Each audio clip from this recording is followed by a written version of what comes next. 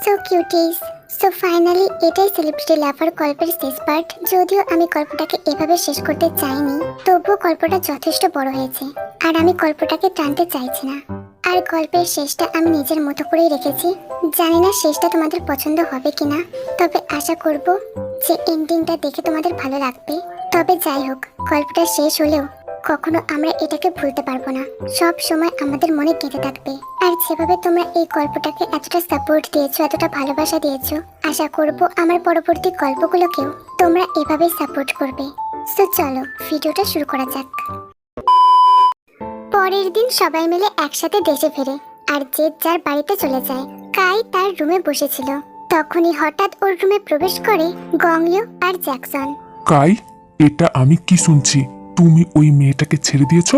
কারণ আমি চাই ও যেখানে থাকুক ভালো থাকুক। আমার কাছে ওর ভালো থাকাটা সবচেয়ে বেশি ইম্পর্টেন্ট বাবা। তুমি কি পাগল হয়ে গেছো কাই? এটা করার আগে একবারও আমার পারমিশন নেওয়ার কথা ভাবলে না? পারমিশন? তোমার কাছ থেকে আমি কি পারমিশন নেব বাবা? ওই মেয়েটাকে আমি শুধুমাত্র তোমার জন্য বাঁচিয়ে রেখেছিলাম, কারণ ও আমাদের সমস্ত সত্যিটা জানে। ও একবার যদি আমাদের বিরুদ্ধে প্রমাণ জোগাড় করতে পারে, তাহলে ও ঠিকই ওর বাবার প্রতিশোধ নেবে। তখন আমাদের কি অবস্থা হবে তুমি কি জানো? এটা কাজটা করার আগেই ভাবা উচিত ছিল তোমার। বাবাই, তুমি দেখছি ওদের সাথে থাকতে থাকতে একদম ওদের মতোই হয়ে গেছো। বুদ্ধি কি সব লোপ পেয়েছে তোমার? কাকে কি বলছো? ও না কোনোদিন আমাদের বুঝেছিল, না আজ বুঝবে। হোয়াট? কি বোঝার কথা বলছো কি তুমি? আচ্ছা তোমরা বলো তো, কোনোদিন কি তোমরা আমাকে বোঝার চেষ্টা করেছো? সব সময় নিজেদের কাজে আমাকে ইউজ করেছো। মুখ সামলে কথা বলো কাই, নয়তো আমি ভুলে যাব যে তুমি আমার ছেলে। সেটা তোমার মনে ছিলই বা কবে? তুমি কি আদৌ ভাবো আমাকে ছেলে? তুমি তো শুধু তোমার টাকা, প্রপার্টি আর পলিটিক্সকে ভালোবাসো। মাথা ঠান্ডা করো বাবাই, আমি বুঝতে পারছি তোমার উপর দিয়ে ঠিক কি যাচ্ছে। এখন তুমি রেস্ট নাও, আমরা পরে কথা বলবো। কিন্তু কোনো কিন্তু নয় জিজু, এখন এখান থেকে চলো, ওকে একটু রেস্ট নিতে দাও। ও নিজের ভুলটা ঠিকই বুঝবে। এইটুকু বলেই জ্যাকসন আর গংলিও কায়ের রুম থেকে বের হতে নিলে কাই পিছন থেকে বলে ওঠে, wait a minute, I have a surprise for you. কি? কি সারপ্রাইজ? সারপ্রাইজটা তো তোমরা এখন পাবে না, মেবি আজ বিকেলের মধ্যে। So be ready for it. কাই ওদের আসলে কোন সারপ্রাইজের কথা বলছে এটা একদম ওদের মাথার উপর দিয়ে যাচ্ছে। তারা হয়তো এটা কল্পনা করতে পারছে না পরবর্তীতে ওদের জন্য ঠিক কি সারপ্রাইজ ওয়েট করছে। তে আর জাংকুকের রুমের বারান্দায় বসে আছে। তের মনটা খারাপ দেখে জাংকুক প্রশ্ন করে, কি হয়েছে তে? এভাবে মন খারাপ করে বসে আছো কেন? জাংকুক, তুমি আমাকে একটা প্রমিস করেছিলে, তুমি কি ভুলে গেছো সেটা?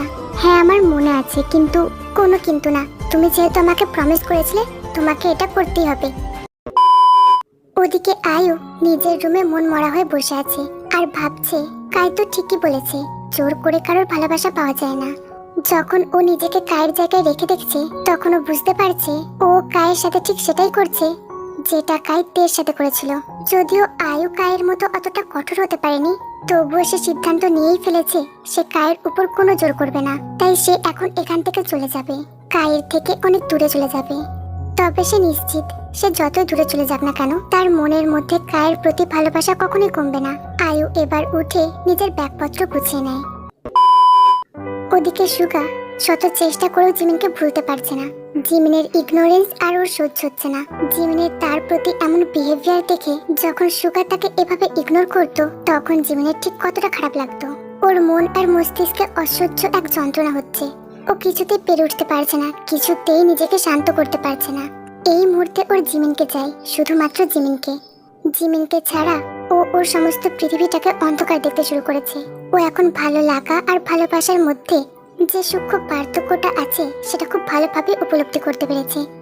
এতদিনে ও যতগুলো রিলেশনে জড়িয়েছে অথবা যতগুলো মেয়েদের সাথে ফ্ল্যাট করেছে, তাদের প্রতি তার সাময়িক ভালো লাগা ছাড়া কখনো কিছুই কাজ করেনি। কিন্তু জিমিনের ব্যাপারটা সম্পূর্ণ আলাদা। প্রথম ও জিমিনকে আর 5টা মেয়েদের মতো ভেবেছিল। ও ভেবেছিল জিমিন ওর জীবন থেকে চলে গেলে ওর কোনো কষ্ট হবে না, কিন্তু না, ও ভুল ছিল। কিন্তু এখানে ওর কোনো দোষ নেই, কারণ ভালোবাসা কি সেটা তো কখনো বোঝেইনি, কেউ কখনো তাকে সেটা বোঝায়ওনি। বাবা মা ছোট থেকে সবসময় বিজনেসের কাজে বিজি থাকতো, বড় হয়েও তেমন কোনো অ্যাটেনশন পায়নি তাদের। তবে তার বাবা মায়েরা ছোট থেকেই টাকার কোনো অভাব রাখেনি তার কাছে। তাই ছোট থেকেই ও যেটা চেয়েছে সেটাই পেয়েছে, যখন যেটা করতে চেয়েছে সেটাই করেছে। আর এটাই হয়তো মূল কারণ সুগার এমন হয়ে যাওয়ায়। তবে এখন ও যে করেই হোক জিমিনের ভালোবাসা আদায় করবেই। এটা ভাবতেই সুগা দ্রুত সেখান থেকে বেরিয়ে যায়। এই মুহূর্তে জিমিন ওর অফিসেই থাকে, তাই ও সোজা ওর অফিসে চলে যায়। ম্যাডাম, আপনাকে নিচে কেউ ডাকছেন। আমাকে? কিন্তু কে? সেটা তো বলতে পারবো না, আপনি গিয়েই দেখুন। অফিসের দারোয়ান এসে জিমিনকে এই কথাটি বলে ওখান থেকে চলে যায়। জিমিন অবাক হয়ে যায়, এই মুহূর্তে কে ওর সাথে দেখা করতে আসবে। জিমিন আর কিছু না ভেবে দ্রুত নিচে গিয়ে দেখে সুকা দাঁড়িয়ে আছে, চুলগুলো উস্কো খুস্কো, কেমন যেন আহত দেখাচ্ছে তাকে। জিমিন এই মুহূর্তে তার সমস্ত ভাবনা শক্তি হারিয়ে ফেলেছে। জিমিনকে দেখে সুকা দ্রুত ওর কাছে আসে। জিমিন, আই এম সরি, আমার ভুল হয়ে গেছে, প্লিজ প্লিজ আমাকে ক্ষমা করে দাও। আমি ভুল করেছি, আমি বুঝিনি তোমাকে। কিন্তু সুগা, কি হয়েছে তোমার? তোমাকে এমন কেন দেখাচ্ছে? জিমিন, প্লিজ ফিরে এসো আমার কাছে, আমি আর পারছি না তোমাকে ছাড়া থাকতে। কি বলছো কি তুমি? তোমার মাথা ঠিক আছে? জিমিন, আজ বিকেলে আমি তোমার জন্য সেই জায়গায় অপেক্ষা করব যেখানে আমাদের প্রথম দেখা হয়েছিল। তুমি যদি সত্যি আমাকে ভালোবেসে থাকো আর আমার কাছে ফিরে আসতে চাও, তাহলে সেখানে চলে এসো। আর তুমি যদি না আসো, তাহলে আমি এটা বুঝে নেব আমি হেরে গেছি ভালোবাসার কাছে। বলেই সুগা যেভাবে এসেছিল সেভাবেই হনহন পায়ে ফিরে গেল। জিমিন অবাক হয়ে তাকিয়ে রইল সুগার যাওয়ার দিকে। ও বুঝতে পারছে না এই মুহূর্তে ওর কি করা উচিত। মিসেস জিন কিচেনে রান্না করছিলেন। হঠাৎ পিছন থেকে কেউ ওনাকে ডেকে উঠল। মা! জিন চমকে পিছনে তাকাতেই দেখলেন তার সামনে তার একমাত্র ছেলে জাংকুক দাঁড়িয়ে আছে। তিনি দৌড়ে গিয়ে তাকে জড়িয়ে ধরলেন আর কাঁদো কাঁদো গলায় বলে উঠলেন, জাংকুক, জাংকুক বাবা, তুই ফিরে এসেছিস। কেন মাকে এত কষ্ট দিস বলতো? তোর বাপ ছেলের মাঝে আমি কেন সবসময় পিছিয়ে যাই? তোকে তোকে আর আমি কখনো কোথাও যেতে দেবো না। ওকে, রিল্যাক্স মা, আমি কোথাও যাচ্ছি না, এখানেই আছি। কিন্তু হঠাৎ করে তোর এমন মত পরিবর্তনের কারণটা কি? আসলে মা, আমি কাউকে এনেছি তোমার সাথে দেখা করানোর জন্য। কি? তুই আমার বৌমাকে এনেছিস? কে সেই মেয়ে যার জন্য আমার ছেলেটা আবার আমার কাছে ফিরে এলো? মা, তোমরা মেয়েরাও না বলতে কলকাতায় পৌঁছে যাও। তো আমি কি ভুল বলছি নাকি? তা কই সে? তে, ভিতরে এসো। আরে বাহ, এ তো পুতুলের মতো দেখতে। জানিস জাংকুক, আমি তোর জন্য ঠিক এরকমই লাল টুকটুকে বউ চাইতাম। যাক, আমার আশাটা তাহলে পূরণ হলো। তা মা, কি নাম তোমার? তে জিনকে প্রণাম করলো, তারপর বলল, আমার নাম তে আন্টি। বাহ, খুব সুন্দর নাম তো। তা তোমার বাবা মা কি জানে ব্যাপারটা? ওনাদেরকেও ডাকো, আমরা একটু কথাবার্তা বলি। তে মুখ ছোট করে দাঁড়িয়ে থাকে। মা, আসলে ওর বাবা মা নেই, এখন থেকে ওর সবকিছু আমরাই। আহারে, আমি বুঝতে পারিনি মা। তবে তুমি মন খারাপ করো না, আমরা সবাই আছি না, এখন থেকে আমরা সবাই একসাথে থাকবো, একদম এক পরিবারের মতো। আমি আর তোমাদেরকে কোথাও যেতে দিচ্ছি না। আর আমি তোমাকে একটা দায়িত্ব দিতে চাই, আমার এই পাগল ছেলেটাকে শুধানোর দায়িত্ব। তুমি এমন ভাবে ওকে আঁচলে বেঁধে রাখো যাতে ও আমার কাছ থেকে কখনো আর দূরে যেতে না পারে। তে জিনের কথা শুনে মুচকি হাসে। তখনই জাংকুক লক্ষ্য করে তার বাবা আরেম সিঁড়ি দিয়ে নেমে তাদের দিকেই আসছে। জাংকুককে দেখে আরেমের মনটা শীতল হয়ে যায়। জাংকুক বাবা, তুই একবারও নিজের বাপটাকে বুঝলি না, অভিমান করে ভুল বুঝে বাড়ি থেকে চলে গেলি। আমি তো তোরই বাবা, আমি কি তোর ভালো চাই না? আমি শুধু চেয়েছিলাম তুই আমার পরিবর্তে আমার অফিস সামলা। তবে আমি মানছি আমি ভুল করেছি তোর উপরে জোর করে দায়িত্বগুলো চাপাতে গিয়ে, কিন্তু আমার উদ্দেশ্য কখনোই ভুল ছিল না রে। আজ তুই একজন প্রতিষ্ঠিত গায়ক, এ নিয়ে আমার গর্বের সীমা নেই, কিন্তু আমি লজ্জায় এতদিন তোর সামনে যেতে পারিনি। ড্যাড, প্লিজ এভাবে বলো না। আমিও নিজের ভুলটা বুঝতে পেরেছি, আর যেটা আমাকে তে বুঝিয়েছে। আর আমি কখনো তোমাদের ছেড়ে যাব না বাবা। এরপর বাপ ছেলে দুজন দুজনকে জড়িয়ে ধরে। ওদের এই দৃশ্য দেখে তের চোখ ছলছল করে ওঠে। তখন জিনও পরম আদরে থেকে জড়িয়ে ধরে। আয়ু, কি হয়েছে আমাকে বল, কেন চলে যাচ্ছিস তুই এখান থেকে? আমার ছেলেটা কি তোকে কিছু বলেছে? না লিসা আন্টি, কাইদা আমাকে কিছুই বলেনি। তখনই কোথা থেকে যেন কাই এসে আয়ুর হাত থেকে ওর ট্রলি ব্যাগটা কেড়ে নিয়ে বলে, কোথাও যাওয়া হচ্ছে না তোর। কাইকে এভাবে দেখে লিসা আর আয়ু দুজনে খুব অবাক হয়ে যায়। মানে, কি বলতে চাইছো তুমি? আমি বলতে চাইছি তুই এখান থেকে কোথাও যেতে পারবি না। কেন থাকবো আমি এখানে? আমার তো এখানে থাকার কোনো অধিকার নেই। তোর অধিকার চাই, তাই না? তোকে দিচ্ছি আমি তোর অধিকার। বলতে কি চাইছো তুমি? আমি নিজের ভুলে আজ তোকে হারিয়েছি, কিন্তু এখন আর আমি এমন কোনো ভুল করতে চাই না যাতে করে আমি তোকে হারিয়ে ফেলি। কাই, তোর মাথা ঠিক আছে? তুই কি বলছিস? হ্যাঁ, আমি ঠিকই বলছি। আমি আয়ুকে বিয়ে করতে চাই। বর্তমানে ইয়োনো বসে আছে ন্যান্সির বাড়ির ড্রয়িং রুমে ন্যান্সির বাবার সামনে। আমি জানি আপনি ন্যান্সির বাবা, আপনি ওর জন্য সবসময় ভালোই চাইবেন, কিন্তু আমি ওকে ভালোবাসি। আর আমি নিশ্চিত আমার থেকে ভালোকে কেউ রাখতে পারবে না। ন্যান্সিকে আপনি আবারও যদি অন্য কোথাও বিয়ে দিতে চান, তবে আপনি এইটুকু জেনে রাখবেন, আপনি কখনোই নিজের মেয়েকে খুশি দেখতে পারবেন না। তুমি কোন যোগ্যতায় বলছো যে তুমি আমার মেয়েকে বিয়ে করতে চাও? আমি ন্যান্সিকে ভালোবাসি, আর সেই কারণেই আমি নিজেকে ওর যোগ্য করে তুলেছি। আপনি খুব বুদ্ধিমান মানুষ, এবার পুরোটা আপনার উপর। আপনি যদি নিজের মেয়ে সত্যি ভালো চান, সত্যি ওকে সুখী দেখতে চান, তাহলে ওর থেকে ওর ভালোবাসাকে কেড়ে নেবেন না। ন্যান্সি, তুই কি চাস? বাবা আমি... ন্যান্সি প্লিজ আর চুপ করে থেকো না। তুমি যদি এখনো চুপ করে থাকো, তাহলে হয়তো আজীবনের জন্য তুমি আমাকে হারাবে। বাবা, বাবা আমি ওকে ভালোবাসি, ওকে বিয়ে করতে চাই। আর তুমি যদি ওকে মেনে নিতে রাজি না হও, তাহলে আমি জীবনে আর অন্য কাউকে বিয়ে করব না। সুকা একটা রেস্টুরেন্টে বসে আছে আর অপেক্ষা করেছে জিমিনের আসার জন্য। তার মন বলছে জিমিন আসবে, কিন্তু ওর মন এটাও বলছে ও যে বিহেভিয়ারটা করেছিল জিমিনের সাথে, সেটা ও কখনোই ডিজার্ভ করে না। সে কি আদৌ ওকে মন থেকে ক্ষমা করতে পারবে? সুগার এইসব ভাবনার মাঝে হঠাৎ সেখানে এসে উপস্থিত হয় জিমিন। জিমিন, জিমিন তুমি এসেছো? আমি জানতাম তুমি আসবে। তুমি যদি এখন কিছু না বলো, তাহলে আমি ধরে নেব তুমি আমাকে ক্ষমা করে দিয়েছো আর আমার কাছে আবারও ফিরে এসেছো। Sugar stop it. আমি এখানে এসেছি এই জন্য নয় যে আমি তোমাকে ক্ষমা করে দিয়েছি। আমি এখানে শুধুমাত্র তোমাকে শেষবারের জন্য বিদায় জানাতে এসেছি। সুগা, কি বলছো কি তুমি? ঠিকই বলছি, আমার বিয়ে অলরেডি ঠিক হয়ে গেছে। সামনের মাসে আমার বিয়ে, তার জন্যই আমি আগামী সপ্তাহে গ্রামে ফিরছি। প্লিজ প্লিজ বলো এটা মিথ্যে। আমি তোমাকে অন্য কারোর সাথে মেনে নিতে পারবো না। ও আচ্ছা, তুমি আমাকে অন্য কারোর সাথে মানতে পারবে না, অথচ তুমি আমার থেকে এটা এক্সপেক্ট করছো যে আমি তোমাকে তোমার গার্লফ্রেন্ডসদের সাথে একসেপ্ট করে নেব। ও কাম অন সুগা। জিমিন, আমি তোমার জন্য নিজেকে পাল্টে ফেলেছি। তুমি নিজেকে পাল্টে ফেলেছো, তাও আমার জন্য? মজাটা খুব ভালোই করো তুমি। বলে জিমিন সেখান থেকে বেরিয়ে যেতে নেয়। সুগাও তার পিছু পিছু যায়। জিমিন রাস্তায় নামতেই হঠাৎ করে কোথাও থেকে একটা গাড়ি এসে তাকে ধাক্কা মারে।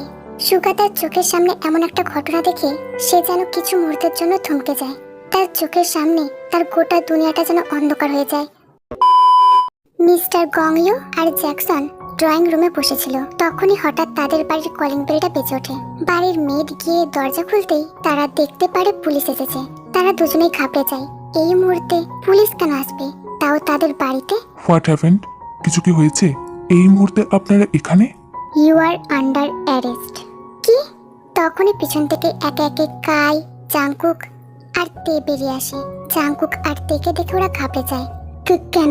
আমরা কি এমন করেছি যার জন্য আপনারা আমাদের অ্যারেস্ট করতে এসেছেন? কোনো প্রুফ আছে আপনাদের কাছে? আঙ্কেল, আপনি প্রুফ চাইছেন, তাও আবার তার কাছে যার চোখের সামনে আপনি তার বাবাকে হত্যা করেছেন? আমি কাউকে মারিনি। আর লুকিয়ে কোনো লাভ নেই, নিজেদের ভুলটা স্বীকার করে নিন। কাই, তুই আমাদের সাথে এরকম বিশ্বাসঘাতকতা করলি? দুধ দিয়ে কাল সাপ পুষেছি আমরা। বাবা, আমাকে ক্ষমা করে দিও। আমার আসলেই কিচ্ছু করার ছিল না। তোমরা যে পাপগুলো করেছো তার জন্য তোমাদের তো শাস্তি পেতেই হতো। আর বিশ্বাসঘাতকতা আমি করিনি, করেছে তোমার শালা বাবু জ্যাকসন, আমার সো কল্ড মামু। কি বলতে চাইছিস কি তুই? উনি হলেন 1 নম্বরের বিশ্বাসঘাতক। ঘর শত্রু বিভীষণের নাম তো শুনেছেন, এবার নিজের চোখের সামনে দেখেও নিন। উনি শুধুমাত্র কাইকেই নয়, আপনাকেও ঠকিয়েছেন। উনি তো শুধু আপনাদের নিজের কাজে ইউজ করেছে। কি বলতে চাইছো কি তুমি জাংকুক? একজন সামান্য রকস্টার হয়ে আমাদের ফ্যামিলির ব্যাপারে ইন্টারফেয়ার করার চেষ্টা করবে না। আমি শুধুমাত্র একজন সাধারণ রকস্টার না মামু, সেটা তুমি খুব ভালো করেই জানো। নিজের ভাগ্নেকে তুমি কি এভাবে ভুলে গেলে? ভাগ্নে? কি বলছো কি তুমি? আমার ভাগ্নে শুধুমাত্র একজন, আর সেটা কাই। কাই ভাই, দেখছিস আমাদের মামু নিজেকে কতটা স্মার্ট ভাবে? তোমার যে আর একটা বোন ছিল জিন, তাকে কি তুমি এভাবে ভুলে গেলে? লিসা চমকে ওঠে জাংকুকের কথায়। জিন? জিনকে তুমি কিভাবে চেনো? কারণ আমি ওনার একমাত্র ছেলে। কিন্তু জিন তো মারা গিয়েছিল না, ও তো কাউকে ভালোবাসতো, তার সাথে চলে গিয়েছিল, আর সেই নাকি তাকে হত্যা করেছিল। আমি তো এটাই জানি। কিন্তু তখনই জিন সামনে আসে আর বলে, জ্যাকসন তোদের সবাইকে মিথ্যা কথা বলেছে। ও আমাকে মারার চেষ্টা করেছিল ঠিকই, কিন্তু পারেনি। জ্যাকসন কেন তোকে মারার চেষ্টা করবে? কারণ ও চেয়েছিল ওরই মতো একজন শয়তানের হাতে তুলে দিতে, যেমন তোকে তুলে দিয়েছে ওই গঙ্গের হাতে। আমি সেটা মেনে না নিয়ে পালিয়ে যাওয়ায় সে এত কিছু খেলা সাজিয়েছে। এসব কথা শুনে গঙ্গেও অবাক হয়ে যায়। হ্যাঁ বাবা, মামু শুধু আমাদেরই না, তোমাকেও ঠকিয়েছে। উনি শুধু তোমাকে ইউজ করেছে।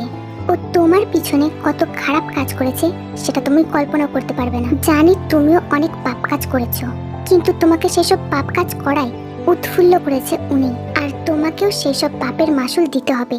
5 বছর পর ন্যান্সির বাবা ন্যান্সিকে ইয়নুর সাথে বিয়ে দিতে রাজি হয়ে যায়। আজ তারা অনেক সুখে আছে, এমনকি তাদের ফুটফুটে একটা মেয়ে হয়েছে। ওদিকে কাই থেকে পুরোপুরি ভুলতে না পারলেও সে আয়ুকে কখনোই অবহেলা করেনি। আজ তারা দুজন দুজনকে পেয়ে অনেক সুখী। ন্যান্সিও মাসখানেক আগে কনসিভ করেছে। ওদিকে জাংকুক তার বাবা মায়ের কাছে ফিরে এসেছে। সে এখন সিঙ্গিং এর পাশাপাশি বাবার বিজনেসটাও সামলায়, সাথে নিজের পরিবারকেও। আজ তার ফুটফুটে যমজ 2 ছেলে হয়েছে। একজনের নাম টেকুক আর একজনের নাম ভিকু। দুজনেই খুব দুষ্ট হয়েছে, সারা দিন বাড়িকে মাথায় তুলে রাখে। দুজনেই হয়েছে দাদা দাদির চোখের মনি। সকলকে নিয়ে মিলেমিশে তে আর জাংকুক খুব ভালোই দিন কাটাচ্ছে। জাংকুক থেকে এটা বলেও দিয়েছে যে সে একজন সিক্রেট মাফিয়া, আর তার মাফিয়া গ্যাংয়ের সিনিয়র লিডারদের মধ্যে একজন ছিল জেহব। জেহব সেদিন বাড়ি ফেরার পথে যাকে কল করেছিল সেটা ছিল জাংকুক। সে জাংকুককে তার একমাত্র মেয়েকে দেখে রাখার কথা বলেছিল, আর অবশেষে সে তার সিনিয়রের কথাটা রেখেছে। সে শুধু তের সেফটির খেয়ালই রাখেনি, মন প্রাণ দিয়ে ভালোবেসেছে, আর আজীবন বেসেও যাবে। এই কথাটা শুনে তে প্রথমে একটু ঘাবড়ে গেলেও পরে মেনেও নিয়েছে। এখন তোমরা নিশ্চয়ই ভাবছো যে জিমিন আর সুগার কি হলো, তো চলো দেখে আসি। আজ সুগাদের বাড়িটা খুব সুন্দর করে সাজানো হয়েছে, চারিদিকে মেহমানে কিচকিচ করছে। তে, জাংকুক, ইয়োনু, ন্যান্সি, সুবিন, জেনি এবং আয়ু ও কায়ও তাদের বাড়িতে এসেছে, কারণ আজ সুগার বিয়ে। কনেকে বাসর ঘরে বসিয়ে রেখে সবাই বাইরে বসে সুগার সাথে হাসি ঠাট্টা করছে। আর তে, আয়ু, ন্যান্সি, জেনি সকলেই এখন কনের রুমে। কি রে ভাই, অবশেষে তুই জিমিনকে পেলি? হ্যাঁ ভাই, আমার আর কিচ্ছু চাই না। এখন তোর আমাকে ছাড় আর ওর কাছে যেতে দে। তোর দেখছে তর্স হয়েছে না? আমরা কি থরি তোকে আটকে রেখেছি? যা যা। এবার তোমরা নিশ্চয়ই ভাবছো যে সেদিন কি হয়েছিল। জিমিনের অ্যাক্সিডেন্টের পর তাকে হসপিটালে নিয়ে যাওয়া হয়েছিল। সুগা ওটির বাইরে বসে আছে, তার হাত পা ঠান্ডা হয়ে আসছে। সে কিছুতেই জিমিনকে হারাতে চায় না। কোনো প্রকারে জিমিন যেন তার কাছে ফিরে আসে, তার প্রাণের বিনিময় হলেও যেন জিমিন তার প্রাণ ফিরে পায়। ডক্টর বলে দিয়েছেন কন্ডিশন খুব খারাপ, 48 ঘন্টা সময় দেওয়া হয়েছে। এর মধ্যে যদি কোনো রকম রেসপন্স না করে জিমিন কোমায়ও চলে যেতে পারে, অথবা তার মৃত্যুও ঘটতে পারে। এর মধ্যে অলরেডি 23 ঘন্টা হয়ে গেছে। জিমিনের এখনো কোনো সেন্স নেই। জাংকুক, কাই সহ সকলে এখন হসপিটালে। সবাই অপেক্ষা করেছে জিমিনের চোখ খোলার। সবাই থাকলেও সেখানে সুগা ছিল না। এর মধ্যে ডক্টর প্রায় আশা ছেড়েই দিয়েছেন, কিন্তু হঠাৎ এক মিরাক্কেল ঘটে তাদের সাথে। জিমিন চোখ খোলে, তার জ্ঞান ফেরে। সে চোখ খুলে সুগাকে দেখতে যায়। সবাই সুগাকে খোঁজাখুঁজি করলেও তারা কোথাও সুগাকে পায় না, কিন্তু পরে সুগা নিজে নিজেই ফিরে আসে। কেউ জিজ্ঞেস করলে সে কারোর কোনো কথার উত্তর দেয় না। এরপর জিমিন ধীরে ধীরে সুস্থ হয়, আর সুগা তার প্রতি কেয়ারিংস দেখে সে আবারও সুগাকে ভালোবেসে ফেলে আর তাকে মেনেও নেয়। আসলে জিমিনের বিয়ে ঠিক হয়নি, সে সেদিন সেটা মিথ্যা বলেছিল সুগাকে। তবে যাই হোক, আজ ফাইনালি তারা এক হতে পেরেছে। এইভাবেই যেন প্রতিটা ভালোবাসা তাদের পূর্ণতা পায়। আর তোমরাও প্রে করো আমাদের গল্পের প্রতিটা কাপলস সারা জীবন যেন এইভাবে সুখে থাকতে পারে। So happy ending.